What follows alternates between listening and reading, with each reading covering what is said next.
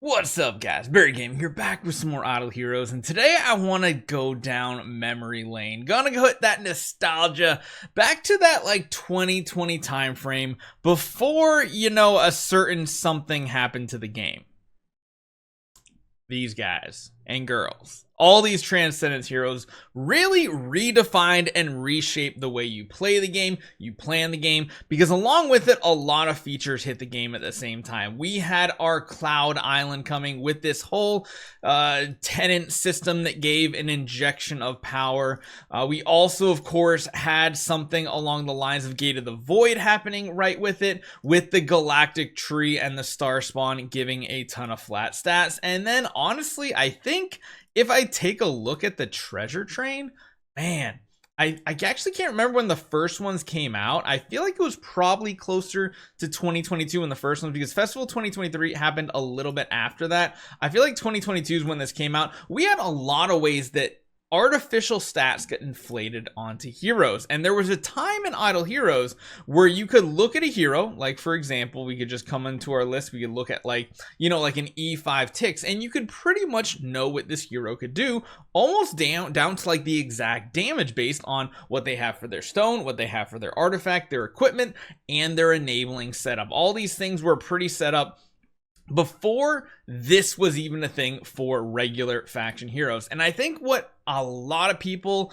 probably from the time period that I've been playing, thinks the peak of the game was the big old push in Aspen Dungeon, which I totally forgot we actually have dungeon to push still on this, is getting to Death 100. Death 100 back in the day was extremely difficult before Transcendence Heroes and before the whole Void enabling system. Essentially, most people had they had two heroes on their account to push it. Number one was an E5 Ada, which was absolutely amazing and hands down one of the best heroes until Tix came out, and then Tix came over and became a really solid hero. This was the day where, heroes like an E5 Sherlock was absolutely amazing with a Rui Scepter, could do some really fancy things. And I kind of had an idea. I was like, what if we don't use any of the additional power systems? We never touch a single thing in the treasure trine. We sure as heck don't touch anything in Primal Grimoire. We don't even worry about the Gate of the Void. We don't even open it. We don't touch that game mode.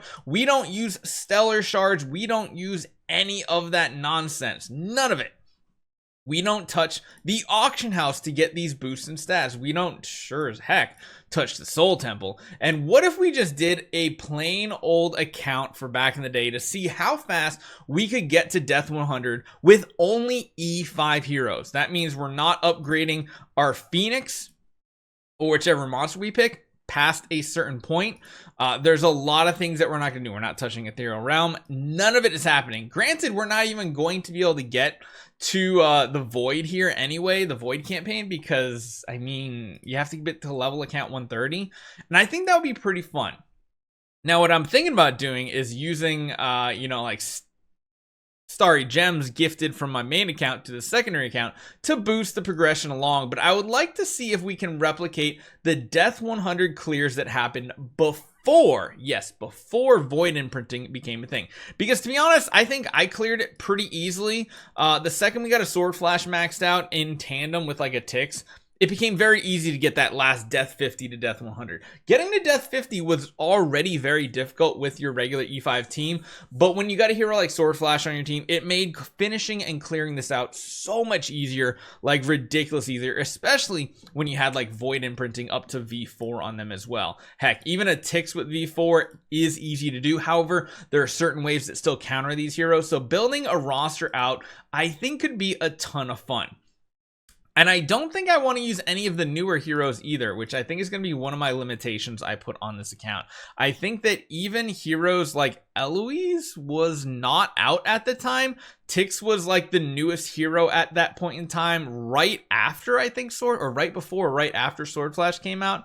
I think we should go back to a day that was a lot simpler and see what we can do with just E5 heroes and limiting it to what heroes we can pick. Of course, we could build Garuda and stuff, Rogans, up to like Sherlock, I think was there. Maybe even Inosuke was in the mix, but of course Inosuke wasn't really doing much. Tix was like the newest hero I think like Waldeck might have been around at that time, but again, you really didn't use any Abyss heroes. You didn't really use any forest heroes per se. You could like use an Oberon if you got lucky or something, but that was really shady. Using like a Drake was actually a pretty good thing you could try to do. An E5 Drake could get some waves done, and I think it would be really cool to go back and see what we can do, or if we can replicate that experience we had back in 2020/2021, but by then we had like a couple Transcendence heroes out that made it a whole lot easier.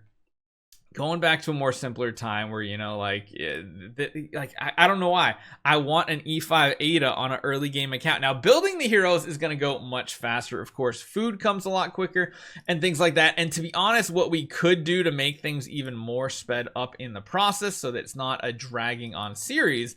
Actually, let me see all my servers. I think we still have one. Yeah, we have this one that we created at the 9th anniversary and really didn't do anything with. But the bonus is we have a crazy amount of resources here. Like, we've just got a lot of stuff. Look at that. We even got like a ton of gems to just claim here. We got rewards, and I think I have like 1,100 heroic scrolls. So I think it might be kind of cool to do an OG account. What if we do like Idle Heroes Classic 2020, something along those lines, where we go back to the old days and we try to build an account to get Death 100. I feel like that would be a whole lot of fun, because like I literally haven't done anything. Like, I've not unlocked anything on this account. So competition wise, of course, there won't be much competition, but we could get a really good start, or we could just start a brand new account. So I'd love to hear your guys' feedback. I think I'm kind of sold on do a 2020 Classic Idle Heroes series, just because I know is going to be a whole lot of fun for me. And it removes so many of the power systems that I think, honestly, everybody here gets frustrated with the crazy whaling potential on some of these, and just go back to a simpler time where certain heroes were actually pretty dang good. Getting a Tix was like god tier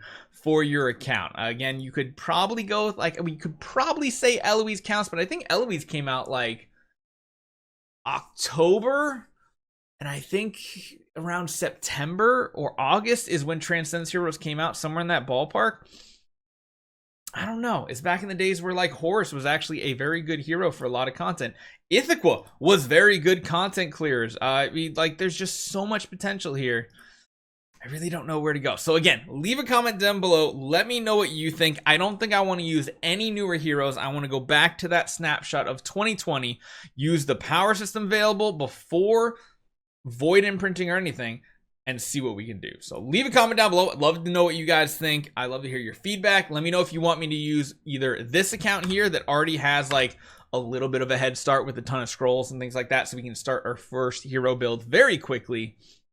Granted, we might do some like Course of Transcendence just to like get hero copies, but not to use the stellar shards or anything.